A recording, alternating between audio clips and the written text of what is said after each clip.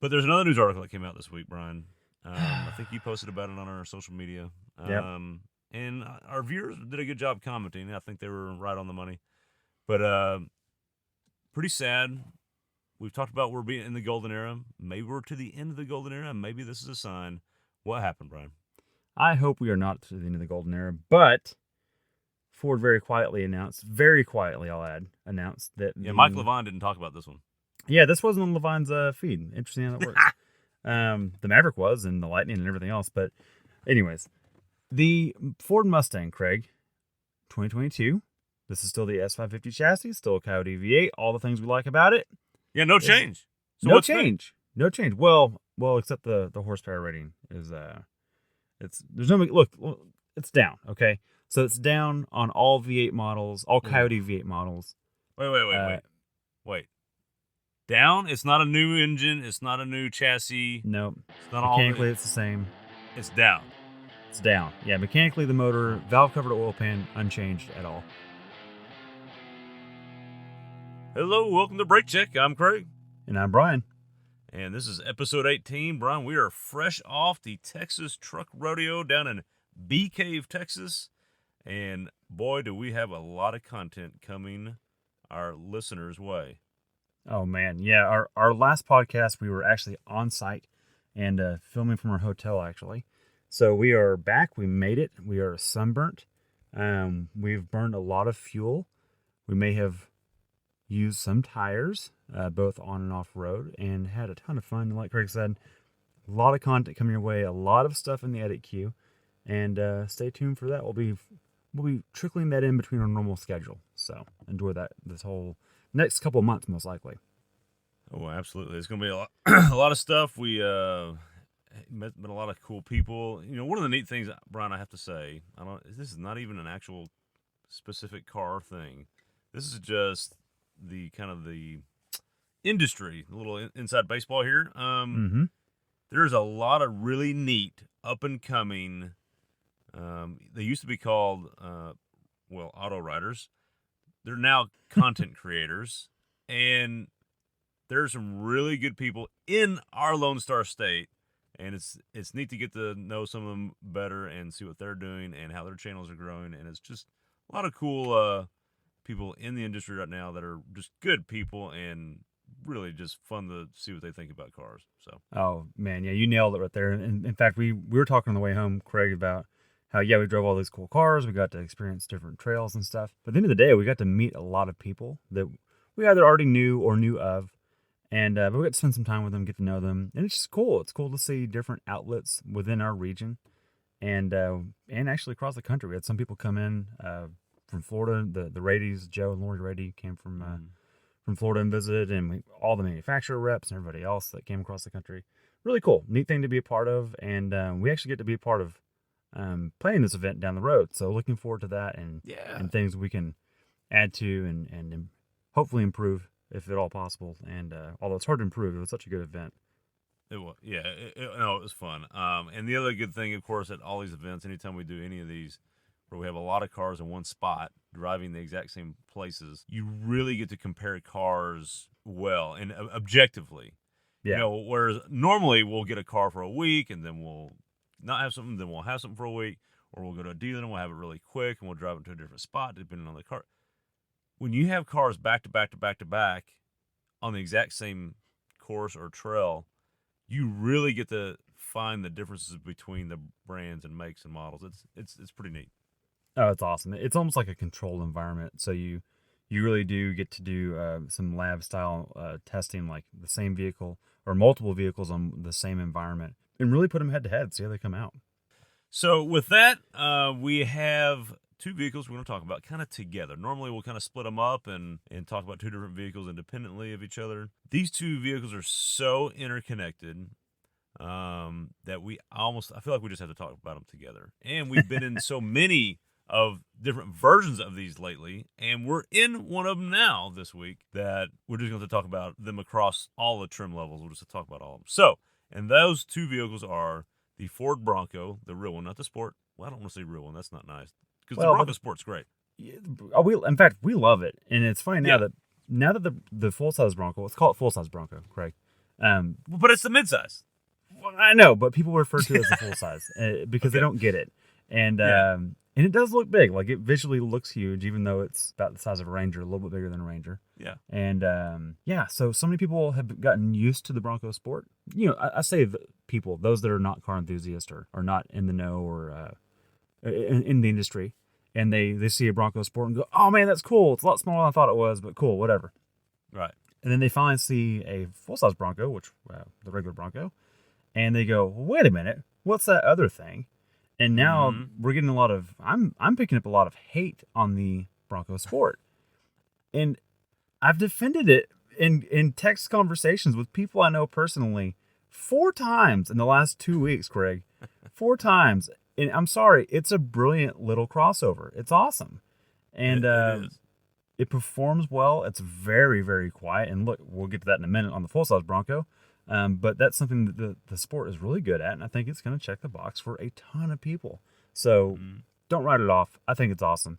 But yeah, to your point, we're driving what else, Ray? Bronco, and what else are we talking about And now? the other one is the Jeep Wrangler. Yep. We've driven different trim levels and versions of those. We got to spend some time at the truck rodeo in some different Wranglers. And yeah, currently we're in a Bronco right now. Yep. And it's just those are both probably maybe the only thing that's not in the realm that we haven't been driving of late is a 4Runner, although we have in the past. And it's neat to drive both these vehicles again, kind of back to back, recently next to each other in the same environments. Some contrasting different ways of tackling the same task, and both fun in different ways in their own right. Totally. And like you just said, so we finally have the Bronco on loan from Ford. So this is not a dealer borrow. This is not someone we know that has it. This is actually a press fleet loaner that we'll have for a week, and we'll film it here soon. But yeah, you've been living with that this week, and I kind of want to get into the other stuff we've been driving. So we've previously driven, and this is actually already live on YouTube. We pulled this from the Shot and Kirk dealer that we deal with here locally in Granbury, Texas. Mm-hmm. A Bronco Black Diamond with the Sasquatch packet, and that was awesome. And apparently, one of us called it a Badlands in the review because we've gotten 1,400 comments about that's not a Badlands. So sorry for those that have commented on that. Little Freudian slip there. But anyways, that's what we've driven previously. And I've also done the Bronco off rodeo in Austin about maybe 6 or 7 weeks ago. So drove several Sasquatches there as well. So we've had a lot of samplings recently, and now we're in a Outer Banks currently, which is, for those that speak Jeep, that's Sahara trim. So more of the street version. Exactly. It's the city version. Yeah. And as much as I want to bag on it, it's maybe the one that makes more sense for 90% of the time. Yeah. We're going to see a lot of those. Most people will be on the road with these, so maybe it is kind of smart to get these trim levels. At first, I want to really roast the Outer Banks or the Sahara, but they kind of make sense for a lot of people, so I get it. Oh, yeah. And we were, it's just how it is. Like, we see Saharas a lot. That's kind of the luxury trim level on the Jeep. And that's the same thing on the Bronco. It has nicer interior trims. It has more, instead of black body paneling, it usually has painted fender flares and that kind of stuff. And like you just said, street tires for sure, which I'll be honest, aesthetically doesn't fit the body line of the 4-door Bronco as well. It really doesn't. I'm glad you mentioned that because that's, to me, a key point. It doesn't work style-wise. And I've had people mention it. I think, we talked earlier today. I was telling you it's been kind of polarized in the styling of this Bronco, which is interesting because most people out here, when they talk about the Bronco, are so excited to see it. But I think they're seeing this one and they're like, I think I know what it is. I think it's because the mirrors stick out so far forward and wide, so you can take the doors off. They look kind of weird, but they look even weirder when they actually match the body color because they're more prominent and they're more noticeable. It's like it's got big ears or something.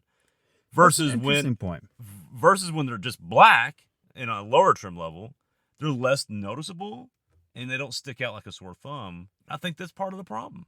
They kind of disappear when they're flat black. Yeah. But even then, if you look at the flat black on a bright colored Bronco, like if you're kind of standing in front of it and you're looking over the hood, it kind of looks like a boomerang because this black bar goes all the way across mirror to mirror. And people want to give the Jeep crap for its mirrors coming off when the doors come off. I'll be honest with you, it doesn't bother me because you're most likely not going to daily with the doors off anyways. And when you're on the trail, then you're folding the mirrors in. So you know, Yeah, I never knew why that was such a big deal, anyways. But yeah, I kind of feel like Ford did it just so they could say, "Hey, our mirrors stay on, and we're better than Jeep," which is not yeah.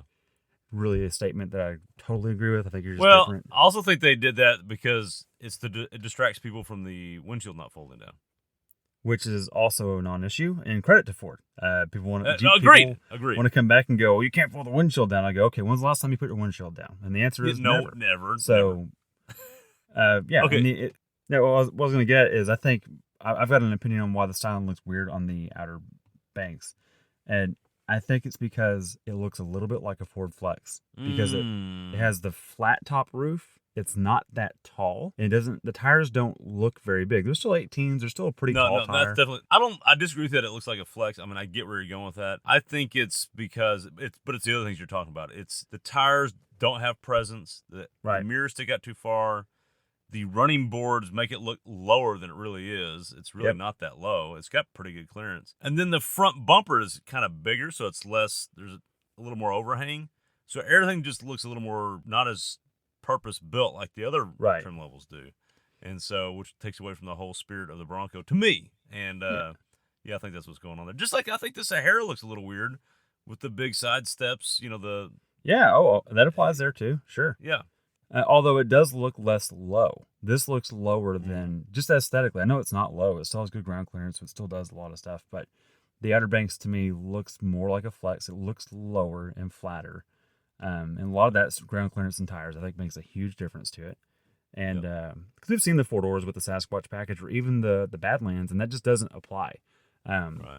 All-terrain tires change that aesthetic a lot, and I'm referring to a lot of people that aren't car nerds at first glance. I've had 2 people say it kind of looks like a Flex in the headlight design and the way that it's some of its cues, and I get that. That's fair enough. But I don't think it looks bad. It's just not the best looking one, and I'm kind of curious as to why it ended up in the press fleet because I don't think it represents the Bronco at its best. It's not the cool one. It's the mature one, which isn't usually what press fleets get. But here, let's be honest. COVID, cars are limited. They don't even have them to sell right now. Right. That's how it ended up there. Fleet. And I'm glad it's there. I'm glad we're getting time with it. Yeah, and so let's kind of talk through some of the Broncos we have had. Let's talk through some of the trim levels, and then we'll talk through some of the Wranglers we've had. Okay. So you drove a bunch of different ones at the off rodeo or off whatever that's called. And the Bronco off rodeo, yep. And then the one we reviewed on camera was the Sasquatch automatic 4-cylinder. Okay. Right. Right. And you're right. Outer Banks, not Badlands. Outer Banks. I'm just going to give my impression of that real quick. Driving road manners / performance. Road manners, good. For something with 35-inch tires and purpose built to go off road like that, pretty impressive. I mean, it doesn't wander on the road. It tracks straight. You never have to worry about quote unquote death wobble that everybody's worried about with a solid front axle, which I don't understand. Right. That. And then, but it did feel a little, ever so slightly. I'm not going to say slow, but I'm going to say anemic. There's not very many modern cars you get in these days, and you mash the pedal down and go, man, that's not the fastest thing in the world. Most cars nowadays, you mash the pedal down, and you're like, wow, this is crazy. And I didn't get that feeling in that. I'm curious what your thoughts are. Yeah, I think I keep playing back your feedback on that day because we've talked about this a few times now, and I kind of went the other way.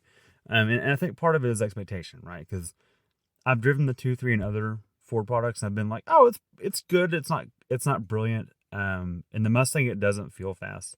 In the Ranger, it feels faster than you think. And with 35-inch tires and a brick aerodynamic situation, I expected it to be an absolute pig. And when I got on it, I thought, oh, this is right there with the Pentastar Jeep, the 3.6 V6. Oh, and the no, Jeep. That's fair. Right, and so I never thought it was slow. Now, I never thought it was fast, to your credit, Craig. There was never a point where I was like, ooh, here's the juice in a turbocharged modern vehicle. It didn't give me... There was no fizz there. It wasn't fast, but it never felt slow. Totally felt adequate. In fact, it made me think immediately, this might be the best place for the 2.3 4-cylinder. It might be my favorite use of it in the Ford lineup so far, because it kind of had the turbo sounds, and you made a point about that in the review. You could hear the turbo more because there's less insulation, and so I heard more blow-off valve sounds and kind of 4-cylinder, big bore, torquey feel on an off-road vehicle. Kind of made sense. It kind of felt like it belonged there. And again, not fast, not lighting your pants on fire, nothing crazy, but felt like a good place for it. I was happy with it there. As far as road handling goes, that same day we compared it to a Wrangler Rubicon gas, the V6, and both 4-door, with this one at 33-inch tires, so it doesn't have the recon package that the new ones are optional with now. But it was the best match we had that day between vehicles we could pull. And I felt like on the road, the Bronco still had better steering, but the delta between the two wasn't as far apart as I thought it would be. In fact, they felt really similar to me. I think to a lot of people that don't pay attention to vehicle dynamics may not notice a drastic difference. I'm not saying there wasn't a difference, but a 35-inch tire with independent front suspension felt awfully similar to 33-inch tire with solid axle. That was my take on it. Now, did the Jeep wander? Yes, it did. Did it have a numb steering situation? Absolutely. Was the Bronco especially communicative? No, it wasn't. Did it wander a little bit? Yeah, a little, because the tires are big, and that's really it, but not because of suspension design. So that was my take on it. That's pretty much it. And I've got more to add to that when we get into the other Jeeps we've driven recently. And now you're right. And to be fair, none of these vehicles are just supposed to be fast. That's not my point with me saying it wasn't fast.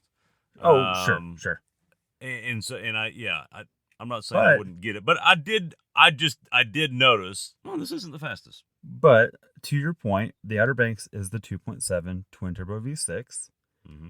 And you've been driving that the last few days. Why don't you give us your opinion on that? Because I've barely driven it. I've driven an off-road Sasquatch with a 2.7. I did not take it on the highway. And I've very briefly driven the one you're in right now.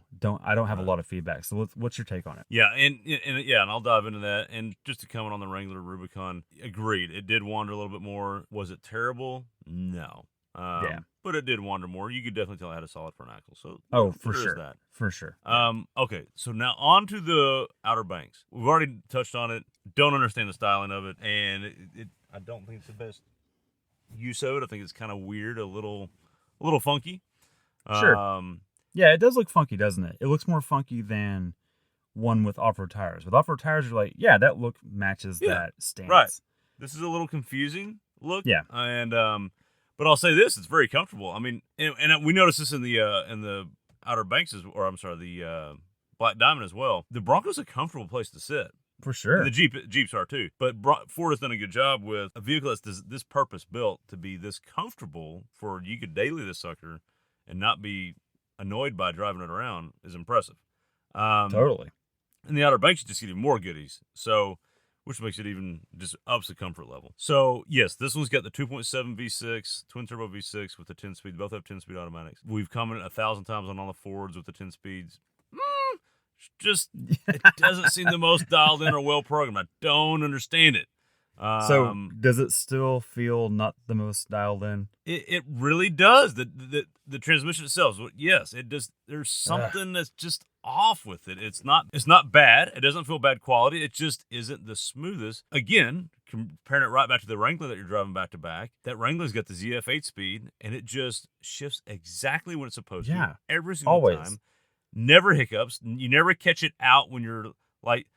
What catches, to me, the easiest way to catch a transmission out is like when you do the old California stop at a stop sign or in the parking lot, and you're going 5 miles an hour and you give it a little bit of gas, and it's kind of the in between 1-2, you can't figure it out, and it slams first. This transmission struggles with that. It gets confused. It doesn't know what to do, and the ZF never does that. It just never did it. And I don't want to get stopped on this, but we've driven a gazillion ZF8s and probably 8 different vehicle brands, and they're all brilliant.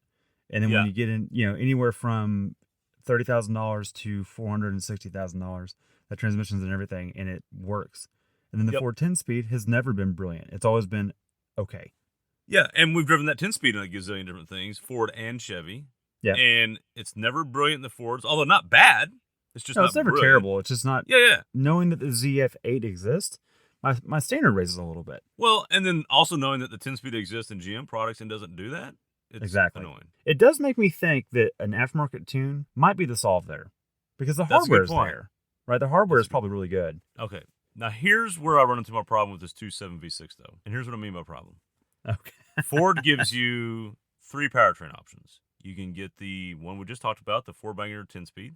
Mm-hmm. You can get this one we're talking about now, the 2.7 V6 twin turbo with the 10-speed, or the 4-banger with a manual. Now, manual is usually in our books when we're talking about any cars. You want the slower car with the manual, the faster car with the automatic. We almost always pick the slower car with the manual. Yeah.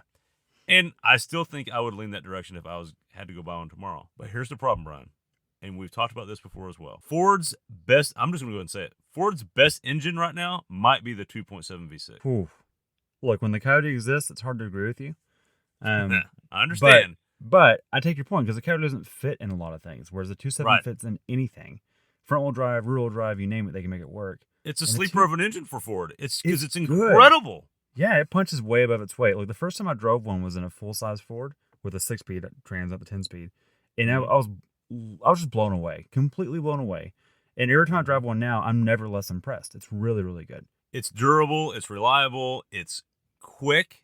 And it's so good in this with this 10-speed that I just kind of ragged on. It's kind of fun to drive around because it's kind of a hoot. It's because it's got so much power. And you shouldn't drive an off-road vehicle going around like, oh, this is kind of sporty. This is kind of fun.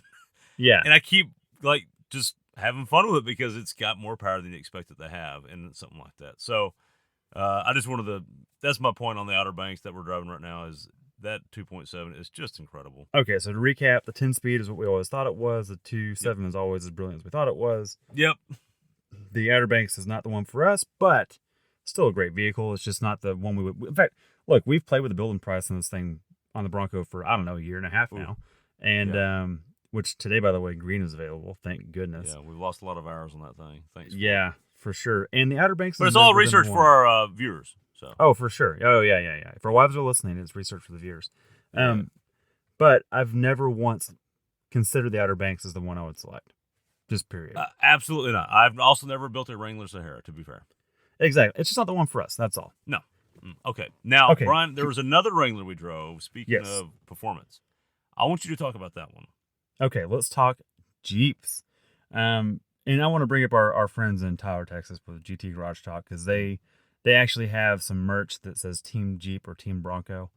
And there's some T-shirts, and we've been joking about which side are you on. Yep. And I was talking to Corey the other day after the rodeo, and I kind of came away with a different opinion of Jeep than I've had in a while. And I went to the rodeo last year. I've driven Jeeps for years. But we drove a lot of Jeeps, Craig, and not one of them was bad off-road. They all knew exactly what they were doing. And things like transmission programming, shift logic, diff lock by brake, things like that worked better on those than some other more expensive vehicles. And I was just really impressed overall with the brand in and of itself. So I was telling Corey, I was like, man, I might be more Team Jeep now than I've ever been. And he goes, oh, great. Can I send you the shirt that says Team Jeep? I said, you know what? Wait until we have the Bronco for a week and I'll give you the full verdict. I gotta spend some time in it. So I'm curious to see, a week from now how we feel about that. But that day, we sampled a lot of Jeeps, Craig, and the Wrangler that we drove, I think it was the only Wrangler we drove that day. We drove a lot of Jeeps, but the only Wrangler we drove was the 392 Wrangler Rubicon with the Recon package. And first of all, it was that nitro blue. I can't remember the actual name of it, but it's that bright blue. It had the canvas power top, and which is brilliant. It was awesome, totally. Because when it's closed, it's like really quiet, and in fact, probably quieter than the hardtop Bronco. We'll get to that later. But when it's open, it's like the top is just gone. Like it's completely off. There's nothing to leave in the ditch. It's just off. And wow, was that good. And every time I get in the Wrangler, this applies to the non-392 as well. I get in the interior, and I personally, this is purely subjective, I like the design of the interior better. I don't think it's a better interior. I don't think it's higher quality. I think it's a little more sorted because Jeep's continuously been doing this for a longer period of time. It's just ironed out. But I think that just the aesthetic alone, I kind of go, I like the theme in here. I like the feel of the design. Whereas the Bronco feels like it's like really good for a swing, but it's just, I don't think it's as well vetted as the Jeep's interior design. So I just want to get that out there. I'm going to just tell you, drive the Bronco for several days this weekend. Okay. Enjoy it. Do your daily stuff in it. The Bronco interior is not as bad as I kind of had similar impressions as you, not as harsh. But, sure. The Bronco, Ford knows ergonomics. I'm just going to say that. Oh, let me be very clear. Ford Ford's ergonomics are probably better than Jeep's. Let me be very clear about that. The seat comfort, I think, is better. I think elbow placement on things is better. I just think the design aesthetic is what I'm referring to. Totally subjective. Okay. Doesn't mean the Jeep is a better place. I just like Fair the enough. look of the interior better. So get that out of the way. This is a 392, which I got a bag on you for a minute, Craig. You weren't crazy excited about driving. In fact, Look, and let me tell you why. Look, because okay, I get accused of not liking anything fun. It's because I don't like anything that isn't realistic in my world. So, and that number, my cutoff is like 70 grand. yeah, this So is I started hitting 75. I hit the 70 grand number on any vehicle, and I'm like, that car might as well not even exist because it'll never be in my world. Totally. And that's just and by the way, same thing for 90% of our audience too. So just as fun as they are, I'm also I nerd out on some engineering things. To me, it's not engineering. I'm not blown away by engineering feats on really expensive cars. Oh, you spent a lot of money. You made something work. No kidding. I'm impressed by engineering when they have to fit a budget and do something. That's amazing to me. So that's my background. That's why I immediately dismissed it. But then, continue. Yeah, so I know this is not the kind of thing for you. In fact, you and I, in our automotive careers here, we spend time pulling each other in opposite directions. You like cheap cars that punch above their weight, and I do as well. Let me be very clear. In fact, I've bought that way before. We both appreciate that a lot. In fact, I think that's a greater feat to make a car that's sub $20,000 and is brilliant. Fiesta ST. Some other examples out there, rather than a $120,000 Mercedes G-Wagon that has $1 billion a year of R&D thrown at it. Of course, it's going to be good. So I understand. It better be. It better be, right? This is 75 grand, which is a lot of money, I know, and it's probably never going to be less than 50 even used. So that I get it. That's a tough thing. But in the world of Raptors and T-Rexes and that kind of stuff, it is a market now, and that price, the more I look at it, is not that crazy for what it is. So let me tell the audience what this is real quick. So the Recon package includes a 2-inch lift, 456 gear ratio instead of 410s, and 35-inch wheels and tires. They're actually the exact same same tire off of the Ford Raptor. So a 315, I think it's 70/17. So a tire that just kind of works really well all around. And then looks good. And looks great, by the way. Yeah, it looks really good. So that stance alone, I was like, oh, hello. So this is like the Sasquatch version of a Jeep, because Jeep has never had 35s from the factory. This is the first Jeep we've driven with 35s comparable to the Sasquatch. And I go, okay, this looks really good. And then, of course, when you start it up, it has the Hemi out of a 392, Challenger, Charger, Durango, you name it. And it sounds freaking phenomenal. And go ahead. You put it best. It adds the flair and joy of a Mustang to a Wrangler. Yes. It's just, it boggles my mind. And in fact, you start with a Rubicon, which is already really good. You add 35s, and then you shove in a Hemi to it. And not just a 5.7, the 392. This thing is 470 horsepower, 470 torque. And here's the little secret, Craig. Here's the little thing that piqued my interest. Because when this thing first came out, well, actually, I saw this thing last year. Hang on, I know what you're getting into. Before you get into that, I want to I want to tell the audience what you said when it first started. Okay. So I think I was driving first. I can't remember. Maybe I don't remember who was driving first. Anyways, we started up, and that sound, which was clearly tuned specifically to the sound of that cool when you started. It doesn't just start up and then just idle. It starts up and it kind of overruns a little bit and burbles and snarls and blah, blah, blah. Your classic V8 just burble. And of course, we had the windows down and the top up and top down, so you can hear everything. And we had the exhaust valves open, and they stay open when you leave them open when you turn it off, which is awesome. Which is great, yeah. And you immediately said, "Well, call the banker. We got to get one of these." And that, my friend, is why EVs will always struggle with gearheads. That right there. You can't fake that sound. The sound that we heard was not through a speaker. You felt it in your chest. You felt it in your freaking soul. That's the kind of thing that matters to a car guy. And no Rivian will ever do that to anybody. No. And by the way, the Rivian's 70 grand as well. Just putting that out there. So there's no Rivian or any EV, when you hit the start button, your pants go crazy. Exactly. The Wrangler 392, you hit the start button and your pants go crazy. Dude, and you had the same sensation. And you're not anti V8, but V8s just don't. No. They're not at the top of your list. In fact, I don't think you've ever owned a V8 for you personally. I have not. Right. So you've driven a gazillion of them, but you've never been compelled to go buy one. Put it that way. It doesn't get you going that well. But this one, even you were like, okay, there's something special here. I get it. And so a little background to the viewer. I didn't realize this right away either. In fact, when I first saw this Jeep, I was like, oh, cool, I put a Hemi in it. Great. It'll be too expensive. In fact, I thought it was going to be 80 plus starting price. It ended up being a little cheaper than I thought it was going to be. So maybe that's why I'm not so annoyed by it. I still wish it was 60. Because I think at 60, we would actually be making, we'd find a way to get one. At 60, 65, now it's a stretch of what people can. It's full size truck money. Honestly, that's what. Well, let's be honest, it's C8 money. That's why the C8's so brilliant. Right. It's at that point where blue collar guys can really stretch and make it figure it out somehow. Right. Right. Exactly. You know, I'm not saying it's easy or possible for everyone, but it's a lot more tangible than 75. 75 is like, okay, your down payment of 15 grand now needs to be a down payment of 30 grand. It's just so much. So, anyways, engineering background on it. The reason why this thing feels so special, I think, is because the former SRT group, it's basically been disemboweled, and those engineers have been spread across the Stellantis enterprise. They handpicked engineers from the former Viper program and said, make this thing work, because the Jeep engineers shoved the Hemi in there and had some wheel hop problems and had some axle braking problems and things like that. And all the Jeep stuff worked really well. Off-road, it was brilliant, so on and so forth. But the floored on pavement part wasn't happening. And so they called in this team, and these guys went in and changed the shock tuning. They changed the axle housings. They added bracing and gussets to the axles to keep them from bending and twisting. And they obviously did all the powertrain calibration, and part of that being the exhaust note, obviously. And this thing will do 0 to 60 in 4.5, Craig. It's incredible. It'll also eat GoPro cameras.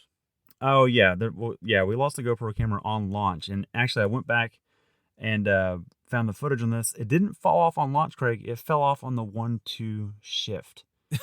Yes! And that 1-2 shift is, by the way, is the F8 speed, is so hard in the performance mode, because there are modes in this thing, that it just sheared the suction cup right off the fender. And as it should have. And also that weekend I was breaking everything, so it makes sense that happened while I was driving. Yeah, we've got some dent stories from this weekend too, which are going to be quite entertaining. So anyways, that was my take on 392. It was freaking amazing. Quarter mile in 13 seconds. These are stats that are reserved for V8 pony cars normally. And I'm sure it gets like, borderline single digit fuel economy. I'm just here to tell you now. Who cares? And it's just like, this is the kind of car where I go, buy this and a bicycle. When you can't afford the gas, take the bike. It's worth the trade-off. Just get the Hemi. Right, yeah. And so maybe if you babies get lung cancer, you know what? It's okay. Sacrifice them, because you need this in your life. That's all I'm saying. Yeah, it's awesome. My rant I went on when you started this, I'm going to wrap it up with this.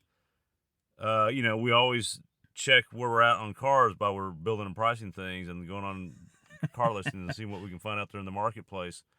I was literally looking for these suckers, even though I know I can't afford them, but I'm like, well, maybe I can do this, maybe I can do that. Maybe I don't really need that vehicle in my life. I can just get this one. And how can I make that one vehicle work? If I get this, it has to be the only one. And yeah, I don't know what I was thinking, but I was looking.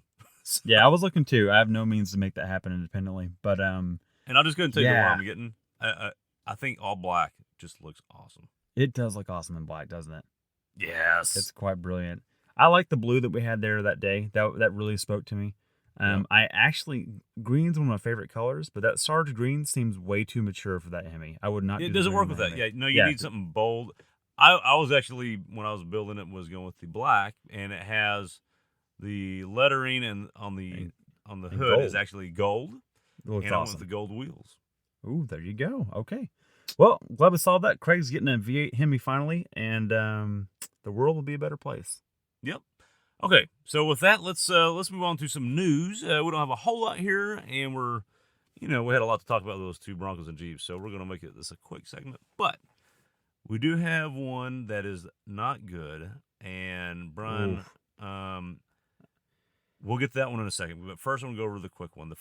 I'll do the first one, and you do the next one. But okay, first one is the most stolen cars in the U.S. Recently, a new report just came out, and 2020 well, it's a crazy year, right? I think we could all agree Sure. 2020 was a crazy year. Well, the numbers Absolutely. are in, and we've got the number one stolen vehicles in the States. And interesting, they're all way up. Okay, they're all increased from 2019, way up. I think a lot of people are home, Yep. not working, had some time to steal some cars. So Might have been the case. Yep. now every year this list comes out, and this is really my only point in this whole this news topic. It's never surprising. You've seen the list now. Are you Yeah, surprised at yeah. a single thing on this list before we get into it? Are you surprised about anything on the list? No, can I give you a predictor of the list? Please. What's the number one selling vehicles in the last year? That's exactly what's going to be on the list every year. Yeah. The order will rotate, but there's probably going to be a stolen per capita ratio. And, Yes. the better selling ones will be closer to the top, and the not so good selling ones will be further to the bottom. That's Right. okay. So if you buy a vehicle that sells well, like any full-size truck, it's going to be on the top 10 list every year. Totally. If you buy a Honda Absolutely. Accord or a Toyota Camry, it's going to be on the list every year. So this is almost a useless stat preview of a topic coming up. It's basically a useless stat and useless news article, but I thought it was interesting how much they're all up. So F-Series was number 1, 13% increase from 2019. Chevy full-size pickup, number 2, up 25% from 2019. Ooh, that's a pretty I big thought jump. that was interesting. And That's everything almost- else is up as well, but just That's almost double up what the Ford was. yeah. So Interesting. anyways, fun stuff. Next topic in the news. Did you have something else on that? Yeah, I just wanted to comment on that. So I find that this gets back on the sales factor of it. The number one stolen vehicle happens to also be the best-selling vehicle for the last 43 years, the Ford F-Series. And by the way, they didn't say 150. They said F-Series. That's 250, 350, 450. Right. Of course, you put all those together. Of course, it's going to be one, good selling, and two, stolen a lot. Yeah, I don't ever understand this report every year it comes out because it's always the same list, and I don't know what they're insinuating. Is there an insinuation like don't get those vehicles because they get stolen a lot? Because that's not what's happening. There just happen to be more out there. That's all it is. So it's And by the way, kinda, people are going to keep buying 150s, Accords, Altimas, Right. Camrys, Chevy trucks, GMC. It's going to keep happening. So right. And the reason they get stolen is because thieves that are stealing cars need the parts. They scrap them. They they take them to a body shop and chop them up. And they need parts that other people need parts for, and that's what ever sells the most. That's why that makes sense. I mean, it's not. it's rocket a science, market. It's a complete market. Yeah. Okay. But there's another news article that came out this week, Brian. I think you posted about it on our social media. Yep. And our viewers did a good job commenting. I think they were right on the money. But pretty sad. We've talked about we're being in the golden era. Maybe we're to the end of the golden era. Maybe this is a sign. What happened, Brian? I hope we are not to the end of the golden era, but Ford very quietly, I'll add, announced that. Yeah, Mike Levine didn't talk about this one. Yeah, this wasn't on Levine's feed. Interesting how that works. The Maverick was, and the Lightning and everything else. But anyways, the Ford Mustang, Craig, 2022. This is still the S550 chassis, still a Coyote V8, all the things we like about it. Yeah, no change. So no what's new? change. No change. Well, except the horsepower rating is there's no look. It's down. Okay, so it's down on all V8 models, all Coyote V8 models. Wait. Down? It's not a new engine. It's not a new chassis. No, It's not mechanically it's the same. It's down. It's down. Yeah, mechanically the motor, valve cover to oil pan, unchanged at all. Before you get into the why, how did they do that? Did they just detune it basically? Did they derate it? Did they do some other? Did they change It's all. else? It's all in the tune. It's completely in the tune. So Completely in the tune. So why did they do that? So the reason why they did that, Craig, is they dropped. Let me explain again what happened. So horsepower and torque, both metrics are down by 10 on any V8 Mustang, excluding the Shelby. Somehow the Shelby 500 was excluded from this, but the Mach 1 and the GT, so 5-liter V8s, they are down 10 foot-pounds of torque and 10 horsepower. Now the GT makes 460, so that now is 450. And the Mach 1 makes 480, that is now 470. The reasoning for this, Craig, is new CAFE emission standards. And yeah. So now the good news is they have not added something drastic like what would have been a catalytic converter in the 70s. There's not a Yeah, new and so let me piece on ask you. here. I mean, was there? So how does this emit less? Is it? I I mean, don't know that information is not available. Again, Ford's very Yeah. quiet about this, so I don't want to get Okay. into the how. I am here to tell you that tuners will solve this. Oh, of course. So don't. And by the way, you probably won't feel 10 horse and 10 torque at the seat of the pants. In No. fact, we've driven a But lot no, of no, Ford. no. Yeah. No, in fact, going from the 460 V8 to the 480, you can barely tell anyways because the numbers are already Right. so high. Yeah. Percentage wise, it's just a small number. In fact, I would argue that this might be down to calibration.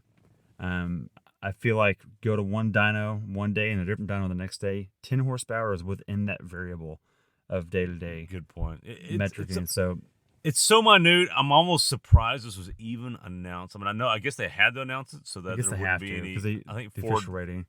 Well, I think Ford has learned their lesson from the Cobra back The in the 99 Cobra, yeah, oh yeah. day. But so 320 I don't know. horsepower, air quotes. But a little bit of a kind of the canary in the coal mine, Brian. The era for the internal combustion engine is slowly Slowly coming winding to down. the glory days are slowing down. Yeah, and again, we've said this 100 times. It's not going to go away completely. I don't foreshadow us in our lifetime ever seeing a purely EV vehicle force. It's just not going to happen. No, it's not going to happen. Infrastructure wise, unless we pop up nuclear plants to power these electric cars, it's just not there. No, it's not But happening. the way that we see them now, super high horsepower. Just and by the way, these engines we're talking about are not turbocharged or supercharged. They just make that. It's insane. It's incredible they even make that to begin with. That's the number one story there. So I'm sure this has to do with fueling, if I had to guess, fueling and timing, and probably some peak catalytic burning.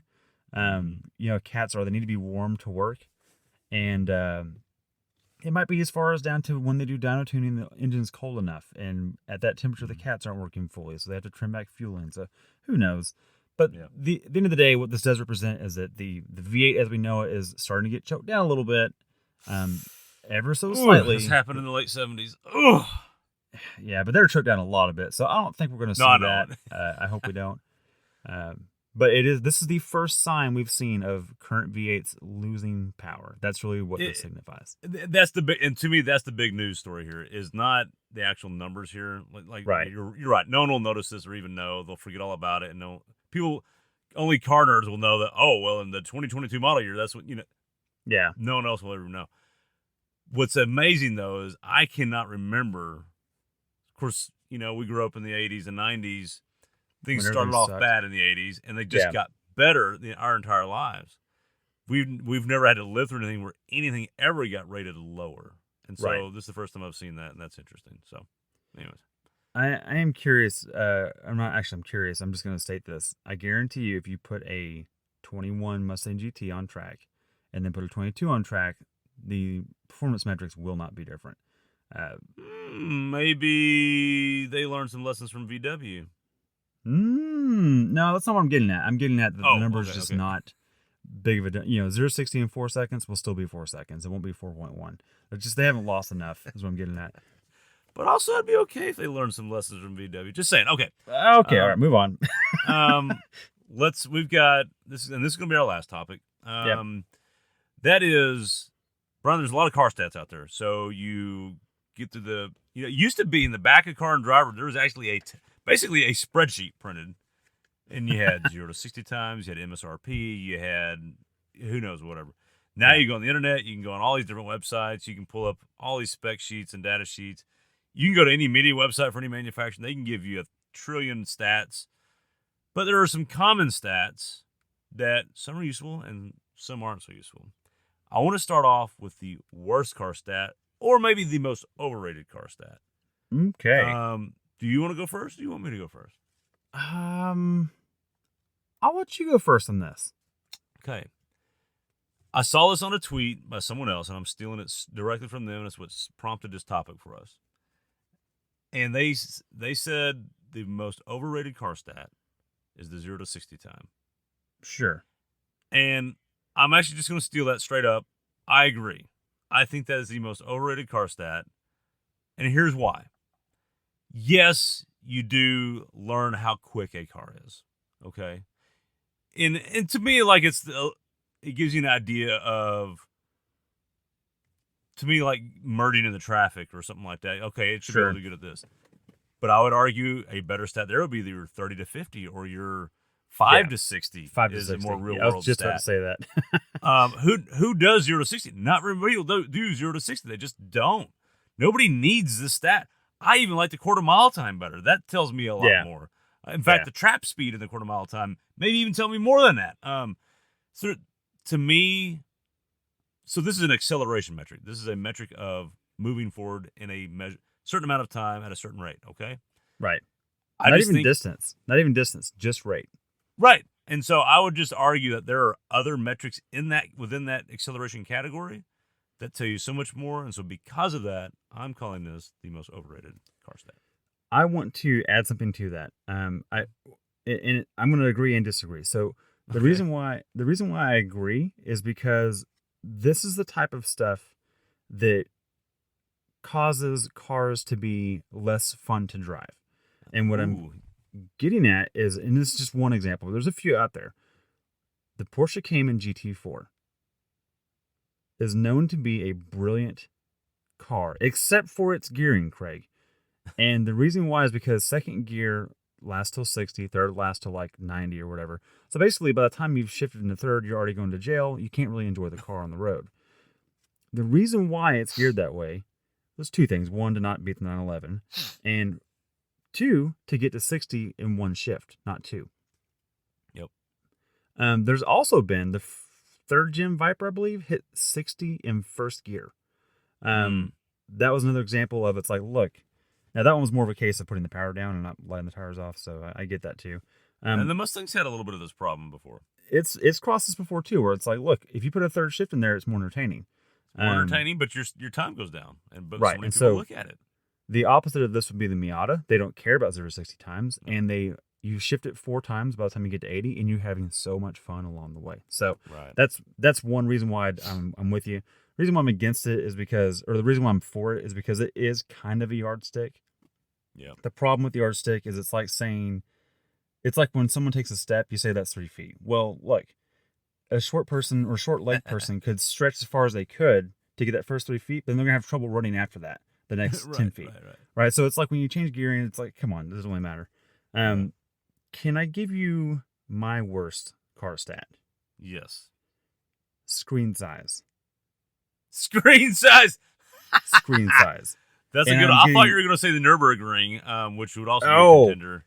Oh, well, this is more of an emerging stat, and I'm going to bring up the Jeep Grand Wagoneer. I was at the press briefing for this last year. Okay, all right. And they would not shut up about how it has 75 inches of diagonal screen space in the front row. Oh, my goodness. And it's just like, I'm sitting here going, nobody needs that. In fact, it doesn't drive any better because of this. Nope. I just don't care. And so, look, the bigger the screen is, it doesn't mean it's better.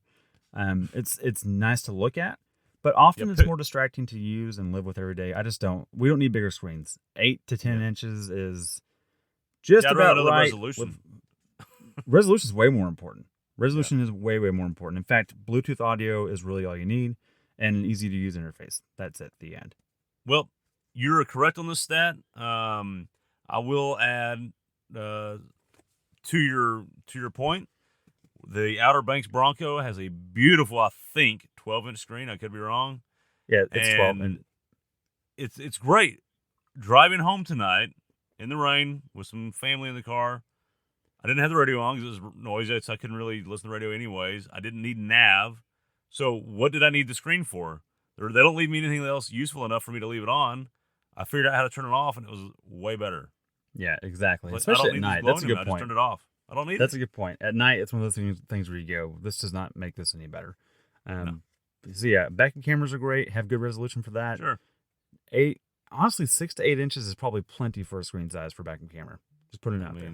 There's also a joke there, but I'm going to leave it out. So there's a couple jokes. I've given you 2. Yep. All right.